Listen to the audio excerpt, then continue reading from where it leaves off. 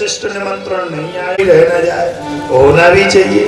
भागवत की कथा हो रही, कोई निमंत्रण बिना रह जाए, कोई आए बिना रह जाए, एक बार विवाह में नहीं आओ कोई बात नहीं, यज्ञ आदि जहाँ भी हो रहा हो वहाँ रिश्तेदार भी कान खोल करके सुन लेना।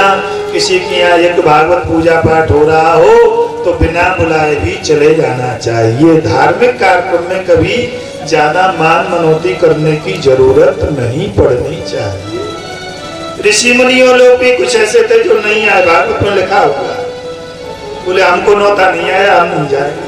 तो नारद जी गए, नारद जी ने कहा सुनो तुम्हारी बुद्धि खराब न हो जाए, ऐसा सौभाग्य बार बार नहीं मिलेगा। एवं नगा श्रवणोर धर्म में उनको बुलाया तो वो आकर के भागवत की कथा में विराजमान हो। सूत जी कहते हैं कि मैं इस विषय में तुम्हें एक बहुत पुराना इतिहास सुनाने जा रहा हूँ, ध्यान दे करके सुनना। अत्र ते कीर्तयिष्यामि इतिहासं पुरातनम् यस्य श्रवण मात्रेण पापहानि प्रजायते। बोले इस विषय में एक तुम्हें इतिहास सुनाने जा रहा हूँ। तुंगभद्रा नदी के तट पर एक आत्मदेव नाम के पंडित जी रहते थे, बड़े ज्ञानी थे, बड़े विज्ञानी थे, खूब पूजा पाठ करते थे, खूब धर्म करते थे, संध्योपासन सब करते थे, ब्राह्मण का कर्म और भगवान का दिया हुआ उनके पास सब कुछ था। लेकिन एक नहीं था तो एक ही उनके पास दुख था। क्या दुख था? बोले उनके पास में कोई संतान नहीं, बेटा बेटी कुछ भी नहीं। पंडित जी बेचारे थोड़े दुखी रहते थे, लेकिन पंडित जी अपने जीवन को अपने धर्म के द्वारा यापन करते थे। ब्राह्मण का धर्म क्या है? विद्या पढ़ना और विद्या पढ़ाना, दान देना और दान लेना, यज्ञ करना, यज्ञ करवाना, ये ब्राह्मण के सत्कर्म हैं। लोग आज के जमाने में ब्राह्मण लोग कथा वाचने आते हैं तो वो कह जाते हैं कि ब्राह्मण को धन केवल भिक्षा, ब्राह्मण भिखारी बन जाए। नहीं नहीं, ब्राह्मण भिखारी नहीं हो सकता, ब्राह्मण तो दुनिया को देने वाला हो सकता है, ब्राह्मण किसी से मांगने वाला नहीं हो सकता।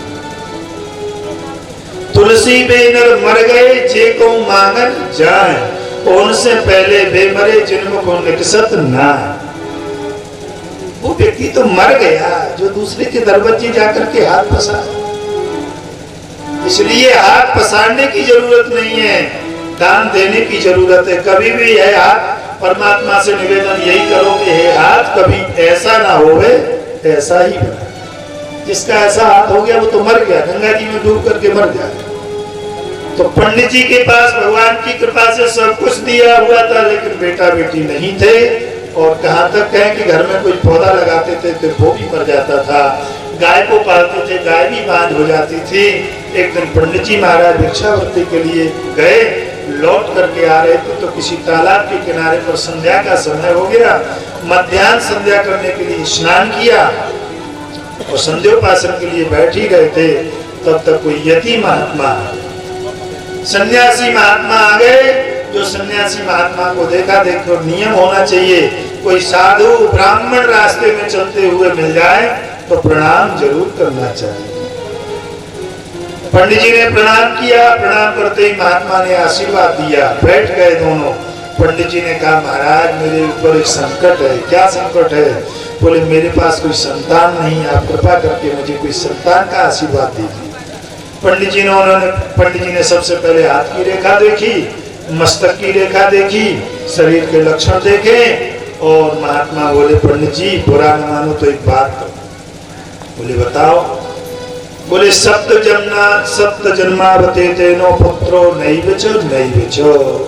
बोले इस जन्म की कौन कहे, 7 जन्म तक तुम्हारे कोई बेटा बेटी होने वाला नहीं। पंडित जी बड़े दुखी हुए। पंडित जी ने कहा कि यदि ऐसा है तो हम अपने प्राण तुम्हारे चरणों में छोड़ दें, आत्महत्या करने को तैयार हो। तो कहते हैं कि राज हट, बाल हट, त्रिया हट, हट। ब्राह्मण बोले कि नहीं, मैं तो मुझे संतान चाहिए, अन्यथा मैं प्राण दे दूंगा। सन्यासी महात्मा ने मन में सोचा कि ये मैंने क्या से क्या कर दिया, ये तो बड़ी गड़बड़ हो गई। लेकिन नियम है कि जो काम दवा नहीं करती है वो काम दुआ कर जाती है। दवा से ठीक नहीं हो रहे हो तो किसी साधु ब्राह्मण महात्मा के बड़े के चरणों में चले जाओ, निश्चित तुम्हें लाभ मिल जाएगा। कई रोगी ऐसे हैं, कई आश्रम ऐसे हैं जहाँ पर जाने पर ठीक रोग हो जाते हैं। हमारे भिंड जिले में एक तंदरुआ धाम है, आप लोग जानते हैं। कैसे भी पुराने से पुराना फोड़ा हो, पुराने से पुराना फोड़ा हो, डॉक्टरों ने भी हाथ खड़े कर दिए हो कि ये ठीक नहीं होगा, आप जाओ 5 परिक्रमा लगाओ और ठीक हो जाओ। कई ऐसे आश्रम। तो महाराज जो काम दवा से नहीं होता वो दुआ से, आशीर्वाद से हो जाता है। महात्मा जी ने पंडित जी को देखा कि पंडित जी जिद पड़ गए, तो महात्मा को दया आ गई और महात्मा जी ने अपनी झोली से एक फल निकाला। फल निकाल करके पंडित जी को दिया, बोले जाओ, ये तुम्हारी पंडितानी यदि रक्षण कर लेगी, नियम पूर्वक रहेगी, तो निश्चित ही बेटा होगा। दया, दुनिया में दया से बड़ा कोई धर्म नहीं है। परहित सरिस धर्म नहीं भाई, सरिस धर्म नहीं भाई, परहित सरिस धर्म नहीं भाई, परहित सरिस धर्म नहीं भाई, परिप्रिया सब नहीं अगुवाई। राम राम राम राम सीता राम राम राम, राम राम राम सीता राम राम राम, राम राम राम राम राम सीता राम राम राम राम, राम राम राम राम सीता राम राम राम। पंडित जी ने फल निकाल करके दिया और कहा कि तुम्हारी गृहिणी इसको श्रद्धा पूर्वक भक्षण करेगी तो निश्चित बेटा होगा। पंडित जी ने प्रणाम किया और घर आए और पत्नी का नाम था धुंधुली। पत्नी से कहा, फल दिया हाथ में, बोले सुनो आज बड़ा हर्ष का विषय है। बोले क्यों? बोले एक महात्मा जी मिले थे, उन्होंने ये फल दिया और कहा कि ये पत्नी भक्षण कर लेगी तो निश्चित संतान। धुंधुली ने उस फल को हाथ में ले लिया और पंडित जी बोले खा लो इसको। बोले ऐसे थोड़ी खा लेंगे। बोले तो? बोले पहले स्नान करेंगे, पूजा पाठ करेंगे, हवन करेंगे, तब खाएंगे इसको। पंडित जी तो चले गए स्नान करने के लिए घर से बाहर। धुंधुली ने उस फल को अलमारी में रखा और विचार करने लगी कि मैंने यदि इस फल को खा लिया, फल खाते ही मैं गर्भिणी हो जाऊंगी और जैसे ही गर्भिणी हुई मेरा पेट बढ़ने लगेगा, जैसे ही पेट बढ़ा तो पेट में बच्चा ही होगा, फिर भोजन कहाँ से होगा, रोटी कहाँ रखी जाएगी, इसलिए इस फल को खाना बिल्कुल ठीक नहीं है। बोले फिर विचार किया कोई बात नहीं है, रोटी नहीं खाएंगे, पतिदेव सीधे हैं, जूस मंगा लिया करेंगे, मौसमी का जूस पी लिया करेंगे। अरे बोले ठीक है, जूस पी करके काम तो चल जाएगा, लेकिन जैसे ही पेट बड़ा होगा और देव योग से कहीं गांव में आग लग गई तो सब लोग तो भाग जाएंगे, हम गांव में जल जाएंगे, इसलिए भाग नहीं पाएंगे। तो फल का खाना बिल्कुल ठीक नहीं है।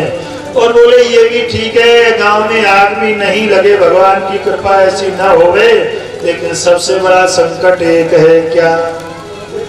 बोले मैंने सुना है कि जब माँ के गर्भ से बालक का जन्म होता है ना, तो बालक का तो जन्म होता ही होता है, माँ को उस समय इतनी पीड़ा होती है कि माँ का भी दूसरा जन्म होता है। तो इसलिए कहीं बच्चा बाहर आते समय कहीं टेढ़ा हो गया, तिरछा हो गया, तो मेरी तो जान ही निकल जाएगी। इसलिए इस फल को खाना बिल्कुल ठीक नहीं है। फिर बोली भगवान की कृपा से बच्चा भी सीधा आ गया तो एक खतरा और है। क्या खतरा है?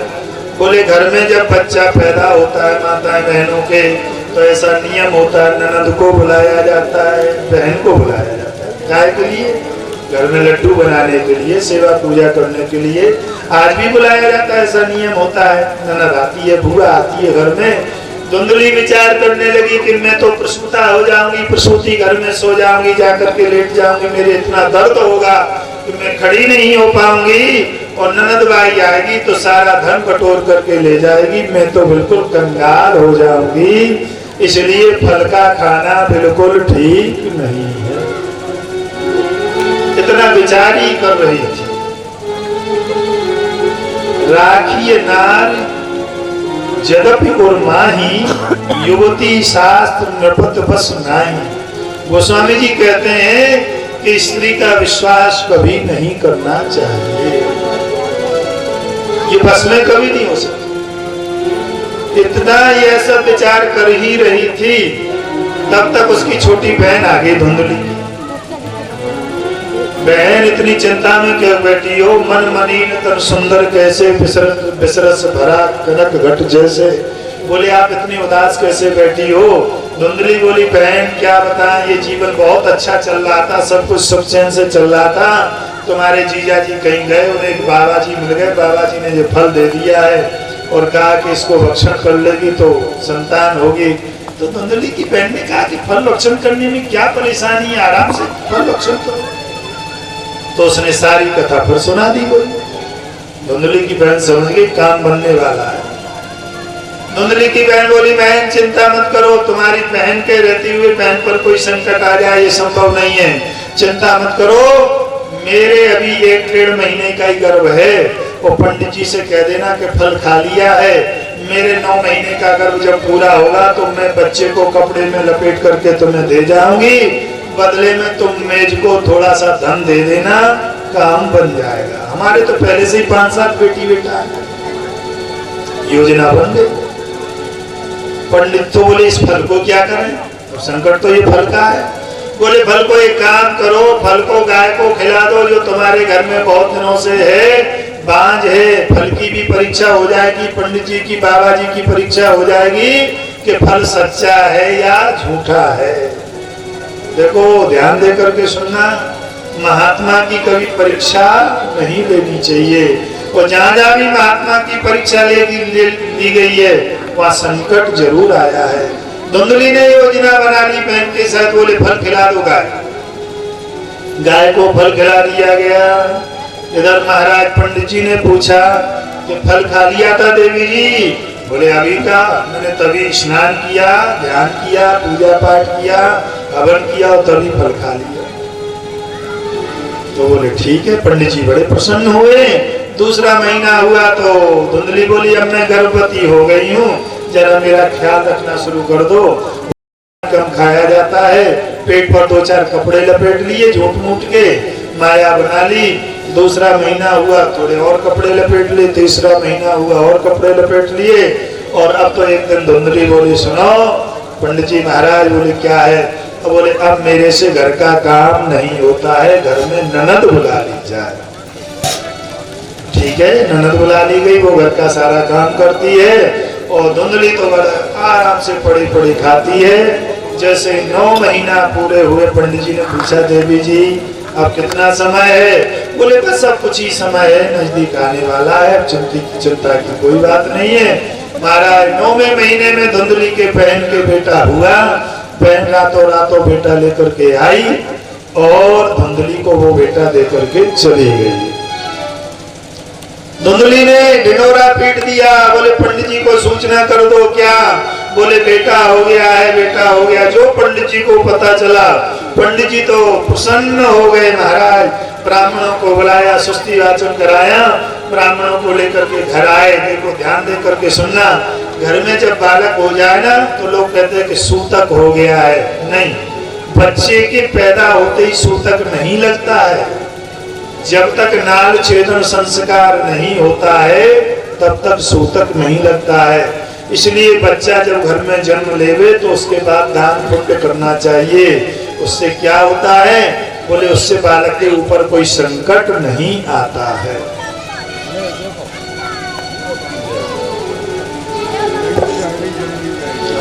उसमें तो चले ही रहा, चिंता मत करो। आपके यहाँ तो रिकॉर्डिंग हो रही है। हमारो दल राधा श्री राधा, हमारो दल राधा श्री राधा।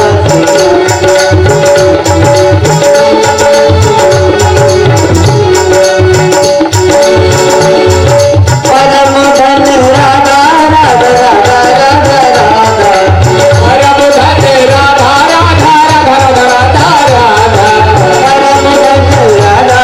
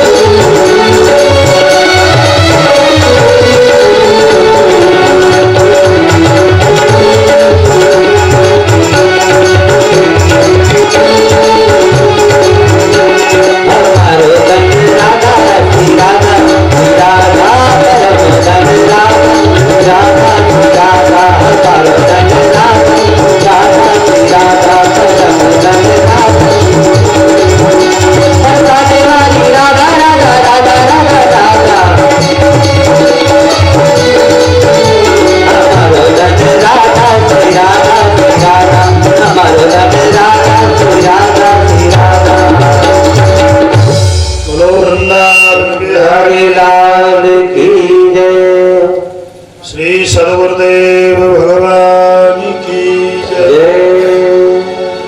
तो निवेदन कर रहे थे कि धुंधली की बहन के बेटा हुआ और रातों ही रातों आई, बेटा को देकर के धन लेकर के चली गई। प्रातःकालीन कहा कि बेटा हो गया है, ब्राह्मणों को बुला करके स्वस्ति वाचन हुआ। हम निवेदन कर रहे थे कि लोगों की यहाँ भ्रम पल गया है कि जैसे ही घर में बच्चा पैदा होता है लोग कहते हैं सूतक हो गया। नहीं, यदि बच्चा पैदा होते ही सूतक होता तो नंद बाबा के यहाँ भगवान का जन्म हुआ, उसके बाद उन्होंने दान दिया है। फिर कैसे दान देते? बाचित्वा स्वस्तेनम जात कर्मात्म जस्वई। नंद बाबा ने तो 7 तिल के पहाड़ बना करके दान किया। इसलिए जब तक नाल छेदन संस्कार नहीं होता है तब तक सूतक नहीं होता है। इसलिए बालक का अनिष्ट मिटाने के लिए बालक के ऊपर अनाज की न्यौछावर करके और जोशी इत्यादि को दान करना चाहिए, जिससे बच्चे बीमार नहीं होते हैं। अब होता यही है, आज के समय में लोग कहते हैं सूतक लग गया, फिर दान पुण्य कुछ करते नहीं है, फिर डॉक्टरों को दान पुण्य करना पड़ता है। कभी बच्चे को पीलिया हो जाता है, कभी कुछ हो जाता है। तो इसलिए ध्यान दे करके सुनो, हमारी भारतीय परंपरा में 16 संस्कारों में से जन्म का भी एक संस्कार है, उसमें भी पुण्य कृत करना चाहिए। तो पंडित जी ने पूछा कि बेटा हुआ? बोले हाँ, खूब ब्राह्मणों को बुला करके दान पुण्य किया और महाराज पूजा पाठ हुई। नांदी मुख श्राद्ध कर जात कर्म सब की, कोट के धैन बसन मन नृप विप्रन कहो दी। और अब आया समय नामकरण संस्कार। नाम हमेशा नाम किसी ब्राह्मण को पूछ करके रखना चाहिए, ये नियम है। तो पंडित जी ने कहा ब्राह्मणों से, भैया नाम तो बता दो, कौन से नक्षत्र में जन्म हुआ, कौन सा चरण है, क्या स्थिति बनी हुई है।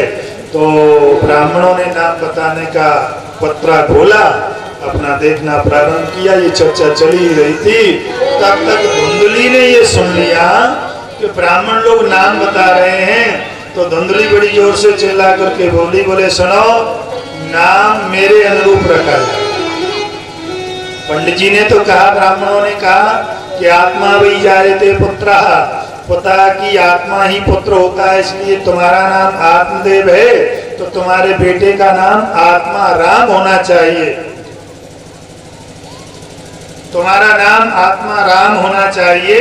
इसलिए बोले जो आत्मा राम नाम होना चाहिए बेटे का। जो ये नाम धुंधली ने सुना तो वो तो प्रसूति गृह में लेटी हुई थी, उसके दर्द तो था नहीं, बेटा होता तो दर्द होता उसको, वो तो बहाना बनाए लेटी हुई। उसने सुना, बोले क्या कह रहे हो, नाम पंडित जी के अनुसार होना चाहिए। बोले नहीं नहीं। बोले पंडित जी ने कौन सी मेहनत की है। बोले 9 महीने तक पेट में हमने रखा है, प्रसव की पीड़ा हमने सही है, लालने पालने दुखे, इसका लालन पोषण मैं करूंगी, इसका साफ सफाई मैं करूंगी। इसलिए नाम भी मेरे अनुसार होना चाहिए, पंडित जी के अनुसार नहीं होनी चाहिए। तो ब्राह्मण बोले बताओ क्या होना चाहिए। तो धुंधली बोली मेरा नाम धुंधली है तो मेरे बेटे का नाम धुंधकारी होना चाहिए। ठीक है, कोई बात नहीं, बेटे का नाम धुंधकारी रख दिया गया। चले गए ब्राह्मण लोग अपनी दान दक्षिणा लेकर के। सचिव वैद्य गुरु तीन जो प्रिय बोले भयास, राज धर्म तन तीन कर होत भेग ही नाश। गुरु को कभी भी जजमान से भयभीत होकर के नहीं बोलना चाहिए, डर करके नहीं बोलना चाहिए। उसको न्याय की बात करनी चाहिए। 3 लोगों को कभी डर करके नहीं बोलना चाहिए, 3 लोगों को कभी डराना नहीं चाहिए। कौन कौन? वैद्यो गुरुश्च मंत्रिश्च यस्य राज्ञ प्रियम बदा। किसी आप बीमार हो गए, आपको बुखार बहुत तेज चढ़ा हुआ है और आप डॉक्टर के पास गए।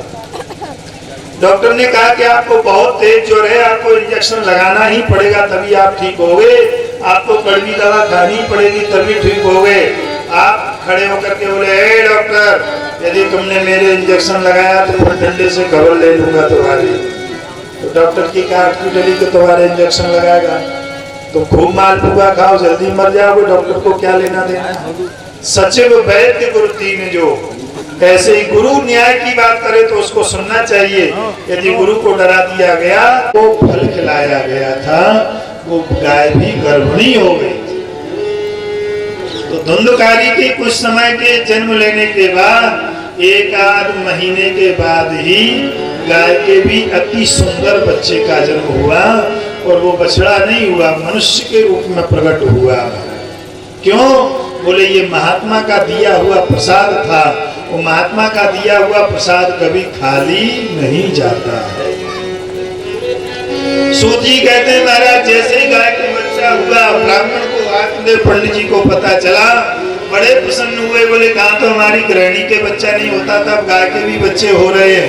प्रसन्न होकर के आए और उन्होंने ब्राह्मणों को बुलाया, वही जात कर्म इत्यादि कराया।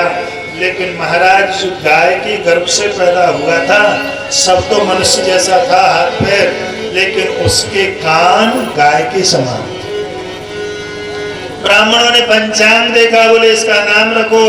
बोले इसके कान गाय के समान है, इसलिए इसका नाम गौकर्ण रखा जाएगा। गौकर्ण रख दिया गया।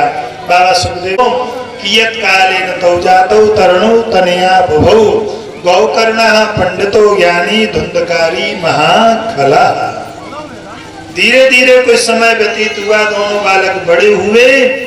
धुंधकारी तो योजना से पैदा हुआ था, इसलिए बड़ा दुष्ट हुआ।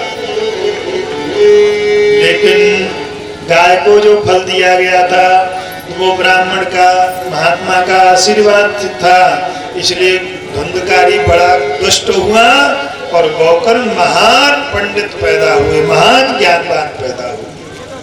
कुछ समय व्यतीत हुआ, गौकर्ण पंडितो ज्ञानी धुंधकारी महाखला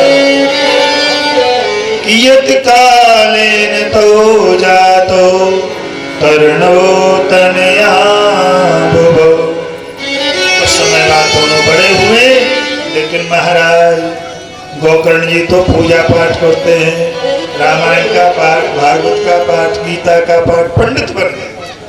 लेकिन धुंधकारी ने तो अपना अलग ही धंधा शुरू कर दिया, सारे गांव में चोरी चपाटो। एक दिन गौकर्ण जी के पास में गए, बोले बेटा मेरी सदगति कैसे होगी, ये तो घर में दुष्ट पैदा हो गया। गौकर्ण जी ने पंडित जी को समझाया।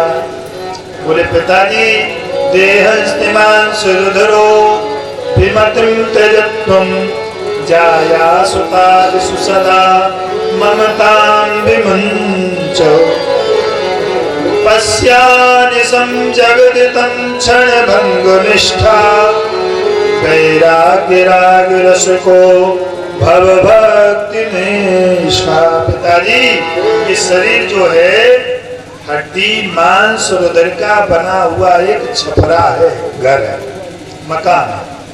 बोले इसमें माया जब तक रहेगी तब तक परेशानी बनी रहेगी, और इसकी माया को छोड़ दोगे तो सुखी हो जाओगे। देखो भैया शरीर में कितनी भी ममता बनाए रहो, लेकिन एक ना एक दिन ऐसे आने वाला है कि ये शरीर किसी के साथ जाने वाला नहीं। किसी के साथ गया, खूब लक्ष्य साबुन से नहाओ, खूब इत्र लगाओ, खूब उपटन लगाओ, खूब हल्दी लगाओ, लेकिन एक दिन ऐसा आएगा कि भैया घर वाले भी कहेंगे कि जल्दी करो, बदबू आने लगेगी, जल्दी जलाओ इसे।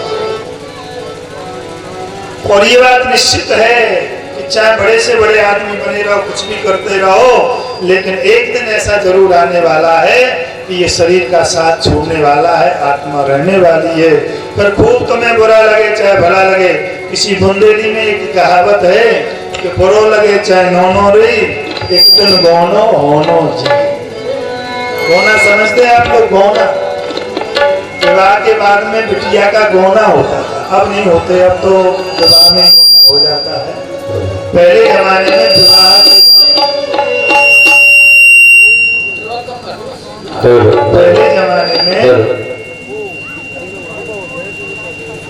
पहले जमाने में जब विवाह होता था उसके साल 2 साल बाद या 4 साल बाद छोटी बेटियों का विवाह हो जाता था। तो गौना होता था, तब बेटी जाकर के ससुराल में रहती थी। पहले तो 7-8 वर्ष 9 वर्ष में विवाह हो जाता। तो ऐसे ही शरीर का गौना एक दिन जरूर होना है। बुंदेली का एक बड़ा सुंदर भजन है, बुरो लगे चैनो नो जी एक दिन गौनो होना, बुरो लगे चैनो जी एक दिन गौनो होना, बुरो लगे चैनो नो जी एक दिन गौनो होना, बुरो लगे चैनो जी एक दिन गौनो होना। होने के लिए जब बबुआ आ जाते तो फिर लौटते नहीं, नियम। फिर घर वाले खूब कहेंगे क्या तो छोड़े जाओ, वो नहीं छोड़ते। ऐसे ही शरीर को लेने के लिए जब नलके दूध आ जाते हैं तो पूरे गांव वाले सिफारिश लगाओ कि भंडारा करेंगे, भागवत करेंगे, सोना ले जाओ, चांदी ले जाओ, लेकिन छोड़ने वाले नहीं। बोलो लगे चहनो नोनी एक दिन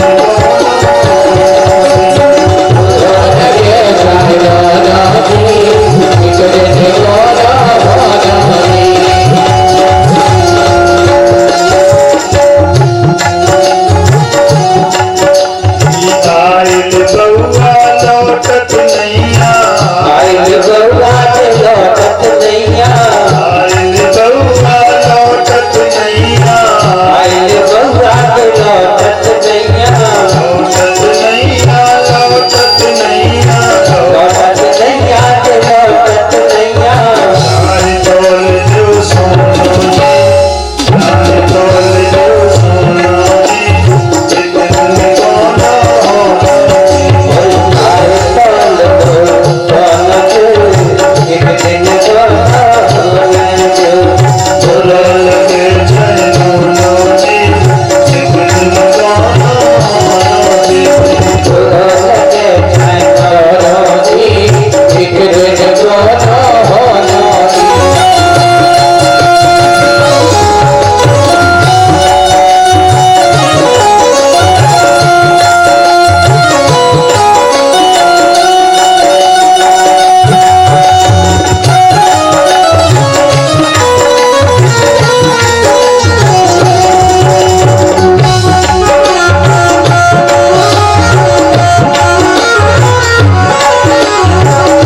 सहेली सब रहते हैं संग सहेली सब रहते हैं, संग, सहेली सब रहते हैं, संग सहेली सब रहते हैं, पूरा पड़ोसी सब रहते हैं, पूरा पड़ोसी सब रहते हैं। चल होना जी, चल होना जी, बुरो लगे चैनो जी एक दिन गौना होने दो, बुरो लगे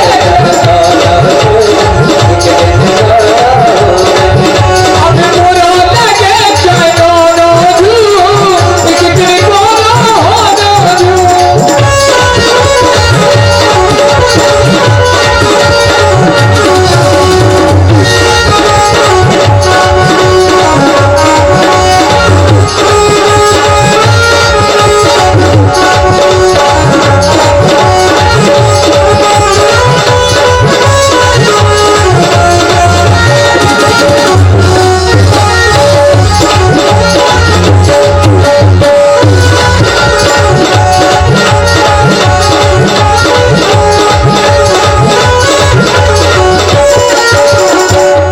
खूब कमा करके रख दो, कितना भी कमा करके रख दो, लेकिन जैसे ही शरीर से आत्मा निकलती है तो घर वाले कहते हैं जल्दी करो।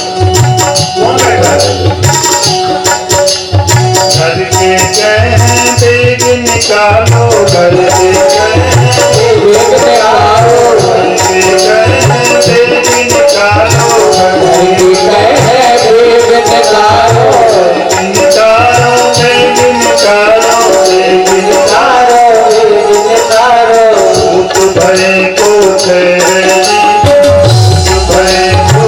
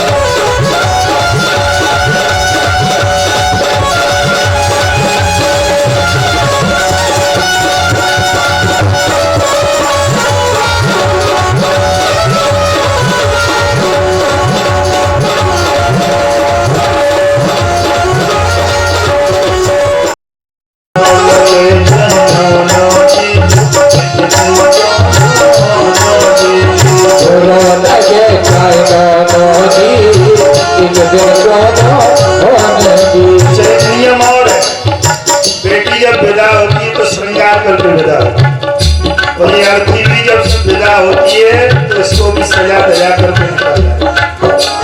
सब सखियन श्रृंगार कियो है, सब सखियन श्रृंगार कियो है, आदिन सब रोनो जी, आदिन सब रोनो जी,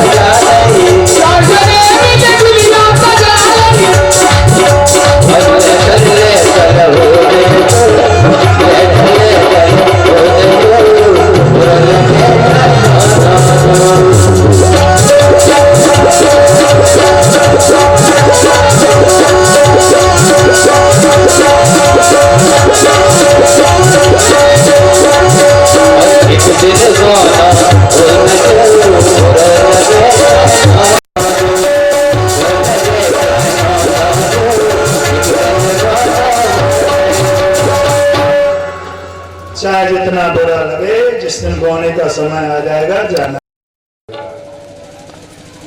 गोकर्ण जी ने पिताजी को बड़ा दिव्य उपदेश दिया और पिताजी ने कहा अब इस घर में रहना ठीक नहीं। पिताजी ने घर को छोड़ दिया, पिताजी चले गए, एकांत में जाकर के जंगल में जाकर के भगवान का भजन करना प्रारंभ कर दिया। बाबा सूत जी कहते हैं मुनीश्वरों, अब घर में रह गई अकेली धुंधली। खूब लूट पीट किया लेकिन पेट नहीं भरता, कहते जब तक संतोष नहीं तब तक धन कहाँ। अब घर में कुछ नहीं रहा तो एक दिन धुंधकारी ने कहा अपनी माँ धुंधली से, माता दी ऐसा आराम करने के लिए धन नहीं है, कुछ धन की व्यवस्था करो। धुंधली बोली अब घर में कुछ नहीं बचा, वो तो पिताजी के साथ ही चला गया सब कुछ। दो चार बार कहा उसने, लेकिन धुंधली ने धन छुपा लिया था। तो घर में धन छुपाना चाहिए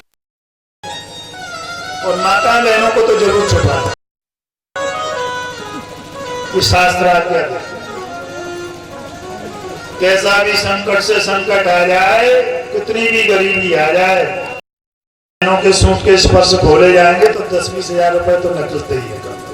कोरोना में तो लाखों निकले चोरी।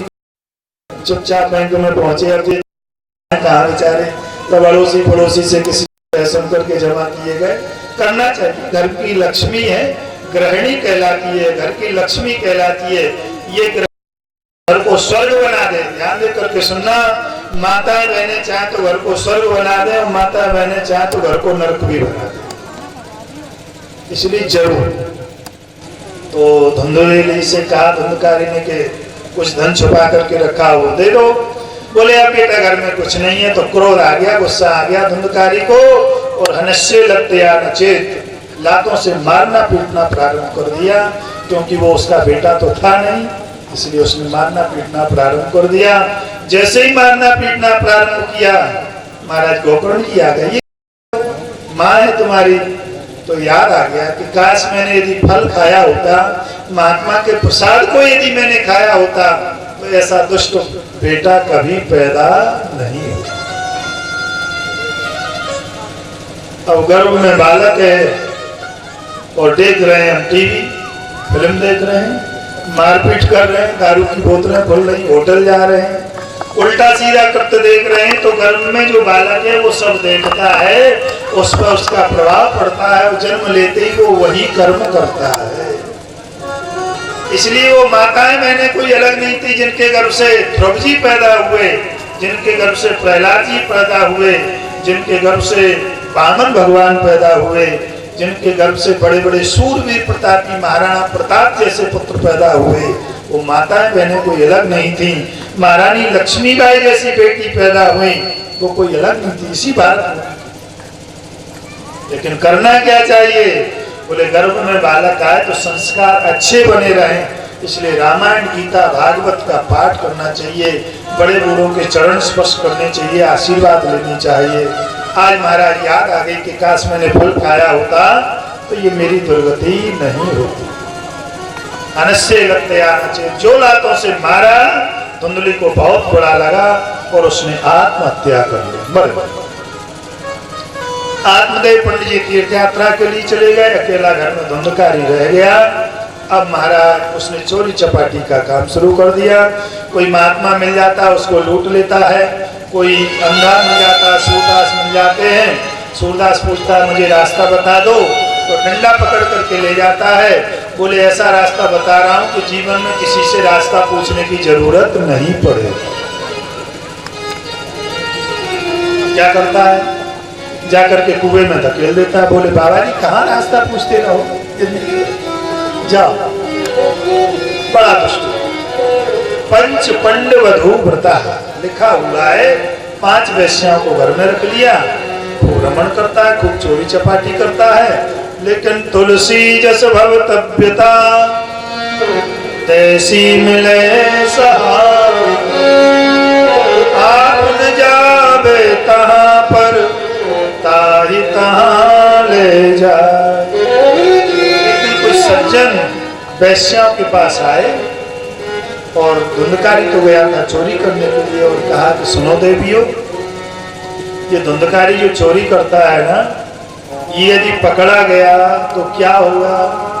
बोले पकड़ा गया तो इसकी पिटाई लगेगी, हमें क्या लेना देना। बोले नहीं नहीं, ये तुम्हारी भूल है। जब ये पकड़ा जाएगा तो इससे पूछा जाएगा कि ये धन कहाँ जाता है, तो ये बताएगा कि हम वैश्याओं को खिलाते हैं, तुमको खिलाते हैं, तो तुम्हारा नाम आएगा। तो बोले इसको भी कारागृह में डाला जाएगा, इसकी भी पिटाई होगी और तुम्हारी भी पिटाई होगी। अरे बोले ऐसा होगा? बोले हाँ। तो बोले फिर तो गड़बड़ है, फिर तो मुझे धुंधकारी के साथ नहीं रहना चाहिए। वाल्मीकि जी वाल्मीकि कैसे बने? वाल्मीकि जी का भी यही धंधा था, लूटपाट करते थे, चोरी चपाटी करते थे। एक दिन महात्माओं का झुंड आया, वाल्मीकि जी ने उनको भी लूट लिया। महात्मा ने कहा लूटने की जरूरत नहीं, मैं अपना सारा धन तुम्हें ऐसे ही दे देता हूँ, लेकिन मेरे प्रश्न का उत्तर दे। बोले बताओ। बोले ये धन ले कहाँ जाते? बोले ये अपने घर वालों को खिलाते हैं, गृहिणी है, बेटा है, बेटी है, माँ बाप हैं, बच्चे हैं, सब हैं परिवार वाले। तो बोले उन्हें ये पूछ करके आओ कि ये धन लूट करके ले जाते हैं, इनमें इसमें तो वो शामिल हैं, पर इसके द्वारा जो पाप बन रहा है तुमको नरक में जाना पड़ेगा, वो पाप में भी शामिल है कि नहीं, ये पूछा जाता है। वाल्मीकि जी बोले तब तक तुम भाग गए तो? अरे बोले मुझे पेड़ से बांध दो, तो रस्सी से महात्मा को पेड़ से बांध दिया। वाल्मीकि जी गए, बोले ये बताओ, ये हम धन कमा करके लाते हैं, इसमें तो तुम खूब मजे मार रहे हो, खीर मालपुआ खा रहे हो, बढ़िया चाट पकौड़ा खा रहे हो, पर इसके द्वारा जो पाप बन रहा है हम नरक में जाएंगे, उसमें भी तो हमारे साथ चलोगे क्या? घर वाले बोले पागल हो गए, तुम जाना मैं क्यों जाऊंगा। और वाल्मीकि जी की आंख उसी दिन से भगवान के भजन में। यही हुआ, उन्होंने कहा मुझे भी जेल होगी? बोले हाँ। तो बोले ठीक है, न रहेगा बांस न बजेगी बांसुरी। धुंधकारी थका मादा हुआ आया चोरी करके। 5 गृहिणियों ने, वैश्याओं ने खूब सलाह की, और सलाह करके महाराज बढ़िया भोजन बनाया, धुंधकारी को खूब भोजन कराया, तृप्त हो गया और वो सो गया। वैश्याएं कुछ चरण दबाने लगी, कुछ पैर दबाने लगी। धुंधकारी बोला आज इतनी सेवा क्यों हो रही है, क्या बात है? बोले नहीं नहीं, आज पतिदेव आप थके हुए आए हो इसलिए सेवा कर रही हैं। देखो घर में जब ज्यादा सेवा होने लगे तो सावधान हो जाओ, नियम। जिस दिन घर में देहरी पर पहुंचते ही पूछी जाए चाय लिया है, पानी लाए, समझ लो कि जेब कटने वाली है या कुछ गड़बड़ है। तो धुंधकारी की खूब सेवा हुई। तो पैर दबाने लगी, हाथ दबाने लगी। धुंधकारी थका मारा हुआ था, सो गया। वैश्या ने उसको रस्सी से चारपाई पर कस दिया और जलती हुई लकड़ी लेकर के आई और जाकर के उसके मुखमंडल पर रख दिया। फड़फड़ाया, बड़ी जोर से चिल्लाने लगा, जाग गया। वैश्या ने सोचा कि ये कहीं छूट गया तो हम 5 मिलकर के इसको मार रही थी, ये छूट गया तो ये अकेले ही हम 5 को मार डालेगा।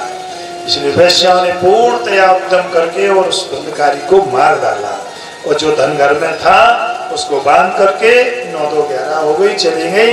घर में जो धुंधकारी का सब था गड्ढा खोद करके उसमें गाड़ दिया, गोबर लेप दिया और चले। बाबा सूत जी कहते हैं धुंधकारी ने कोई कभी जीवन में पुण्य तो किया ही नहीं था, इसलिए धुंधकारी तो महान प्रेत बन। लेकिन गोकर्ण जी महाराज जो गाय के द्वारा प्रकट हुए थे, उन्होंने सारे तीर्थों में गए, उनको पता चल गया कि मेरा भाई चला गया, तो उन्होंने पिंडदान किए। लौट करके 2-4 वर्ष बाद घर आए तो घर में तो कुछ था नहीं। पूछा, पता चला कि सब चले गए। घर की कुंडी खोल करके अंदर गए और जाकर के सो गए। रात्रि के 12 बजे धुंधकारी प्रेत रूप में था तो सबसे पहले वात्या रूप धरो महान, आंधी का रूप लेकर के भयंकर वायु चलते हुए प्रकट हो गया। कभी मेढ़ा बन जाता है, कभी बकरा बन जाता है, कभी भैंसा बन जाता है, कभी महाराज वृषभ बन जाता है।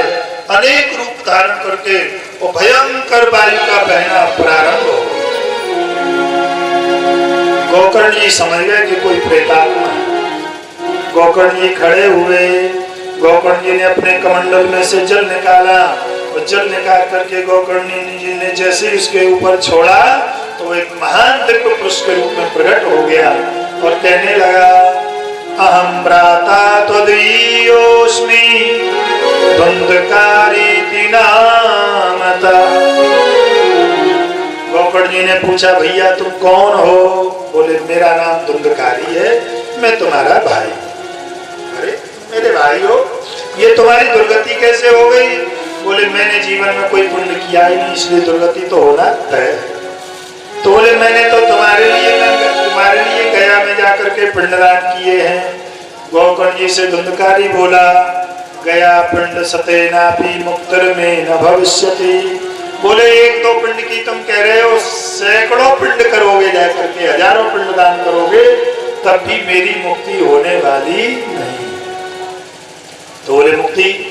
बोले, मैं बहुत परेशान हूँ, प्रेत योनि को प्राप्त हो चुका हूँ।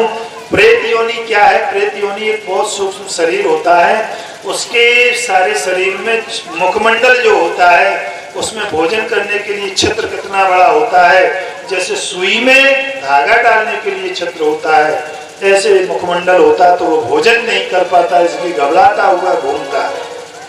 तो बोले, मेरी दुर्गति हो गई, मेरी सदगति करो। तो गोकर्ण जी ने कहा कि इस समय तो तुम चले जाओ, प्रातःकालीन हम गांव वालों को, वयो बुजुर्गों को बुलाएंगे, तब इस तुम्हारी समस्या का हल होगा। धुंधकारी चला गया। प्रातःकालीन हुआ, गोकर्ण जी ने सभी गांव के बड़े बूढ़ों को बुलाया, ब्राह्मणों को बुलाया और कहा कि मेरे बड़े भाई की दुर्गति हो गई है, उसकी सुगति करने के लिए, उसका दुर्गति मिटाने के लिए कोई उपाय बताइएगा। तो किसी ने कुछ बताया, किसी ने कुछ बताया। उसी समय आकाशवाणी हुई कि भैया गोकर्ण जी, तुम अपने भैया की सदगति चाहते हो तो भागवत की कथा सुनाओ। सूर्य भगवान का भी आदेश हुआ और तुरंत ही महाराज गोकर्ण जी ने गांव में ही बढ़िया सुंदर पांडाल बनाया और भागवत की कथा का आयोजन करने का विचार किया। सप्ताह कथा करने का विचार किया, गांव वालों को बुलाया, सबकी सहमति ली।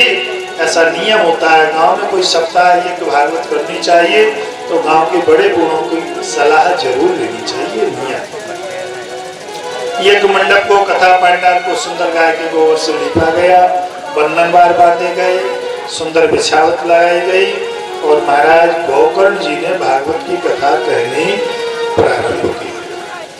जैसे ही भागवत की कथा कहनी प्रारंभ की, महाराज भाई साहब आ गए धुंधकारी जी। ऐसी आंधी चली बड़ी जोर की, ऐसी आंधी चली जोर की कि सारा पंडाल बह गया।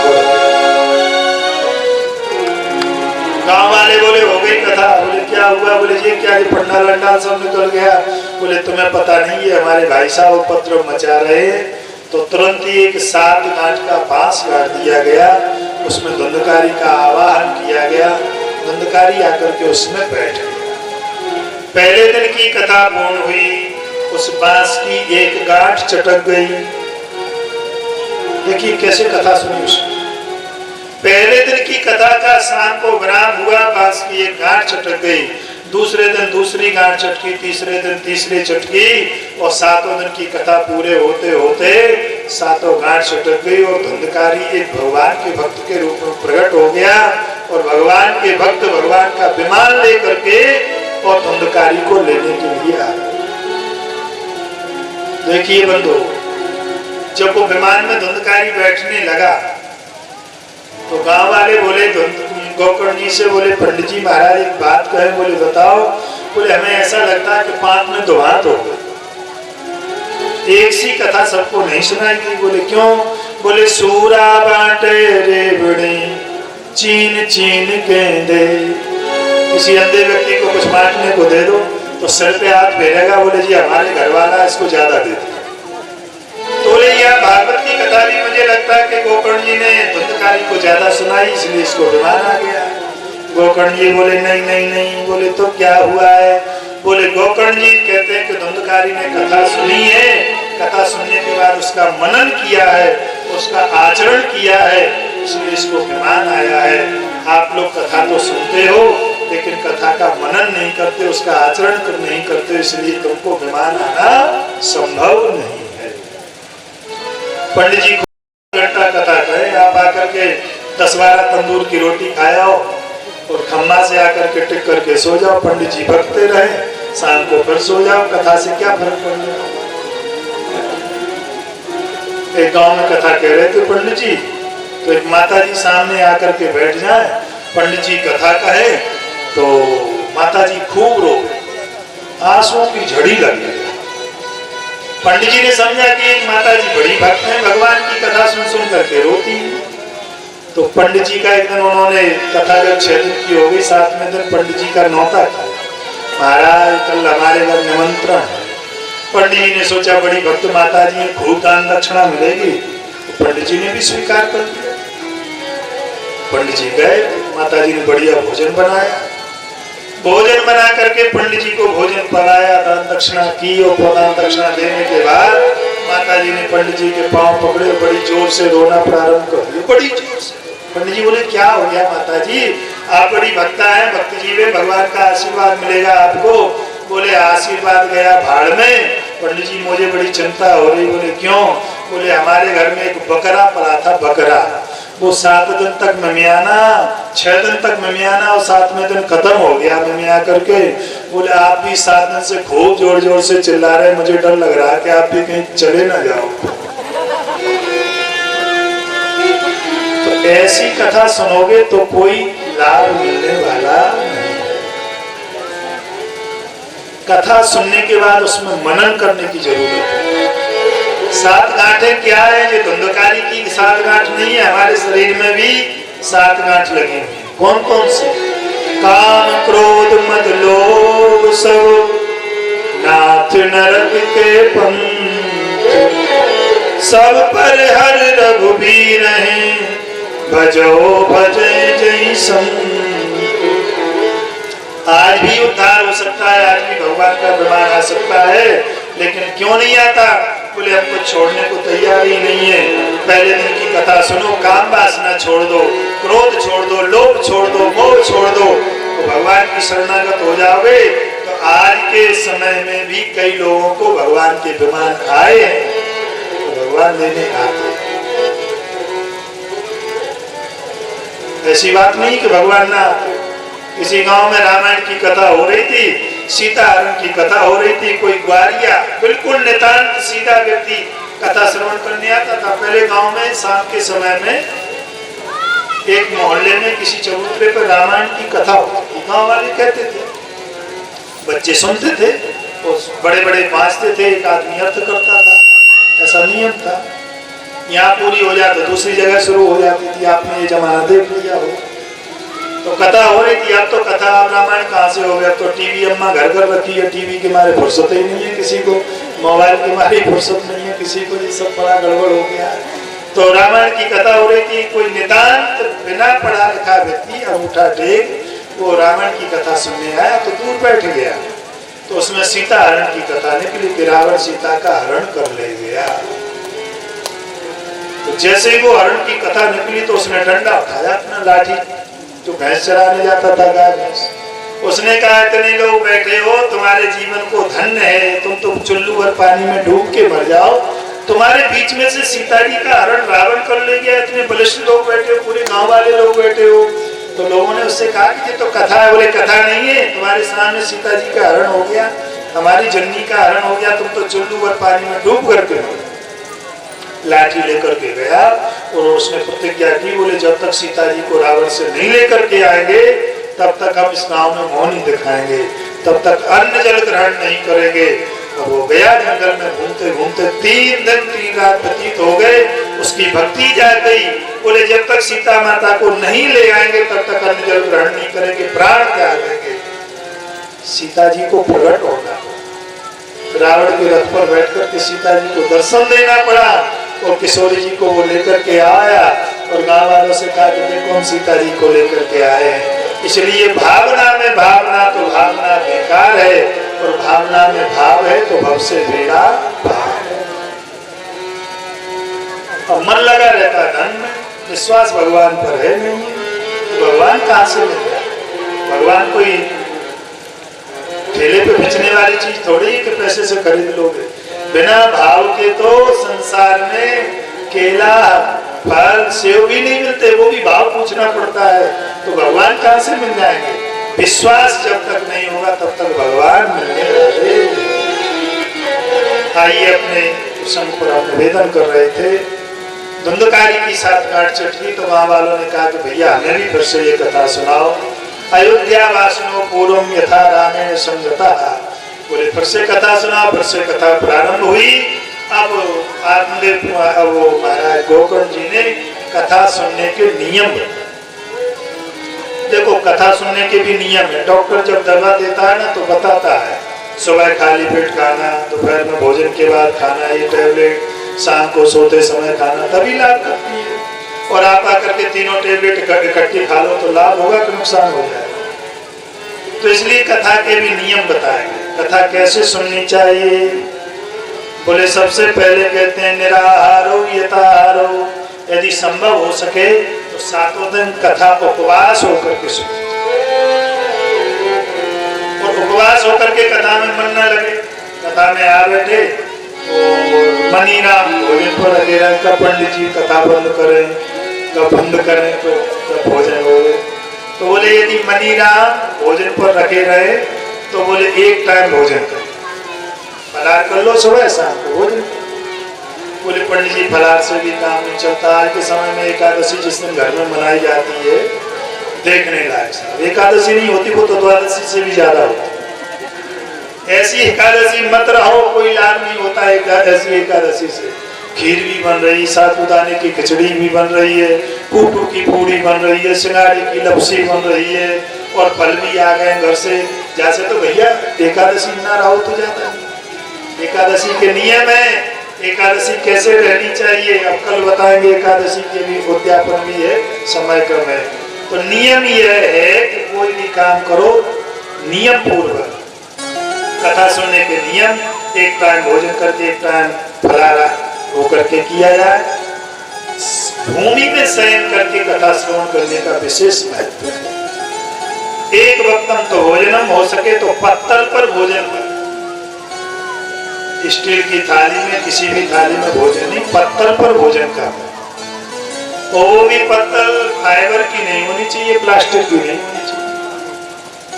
अब आप कहो पंडित जी बहुत नियम, हमारा काम बताना है, मानो न मानो खुशी आपकी, हम मुसाफिर कल अपने घर जाएंगे, हमारा काम बताना है।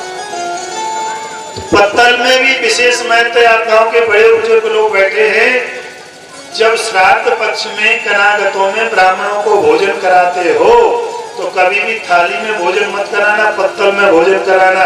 और पत्तल भी हर पत्ते की नहीं होनी चाहिए। छोले की पत्तल यदि होती है तो भोजन कराने का हजारों गुना फल प्राप्त होता है। इसलिए जब भी ब्राह्मण को घर में भोजन कराओ, छोले की पत्तल पर भोजन कराना चाहिए। कहीं से भी खोज के लाओ, आज भी मिलती है। तो पत्तल में भोजन करें, जमीन में शयन करें और गरिष्ठ भोजन का परित्याग कर दें।